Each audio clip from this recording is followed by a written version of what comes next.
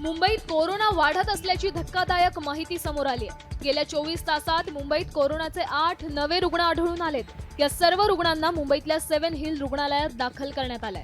या रुग्णांवर आधी केईएम रुग्णालयात उपचार सुरू होते। गेल्या 2 महिन्यात कोरोनाचे 15 रुग्ण आढळून आले होते। सर्व रुग्णांची प्रकृती आता बरी आहे। कोरोनाचा हा व्हेरियंट सौम्य स्वरूपाचा असल्याचं डॉक्टरांचं म्हणणं आहे, त्यामुळे काळजी घेण्याचं आवाहन करण्यात आलंय। आपण टेस्ट केले तर ते पॉझिटिव्ह येतील, पण प्रत्येक टेस्ट केलेला रुग्ण हा गंभीर नसतो। प्रत्येक पॉझिटिव्ह आलेला कोविड पेशंटला ICU किंवा हॉस्पिटल ॲडमिशन लागत नाही।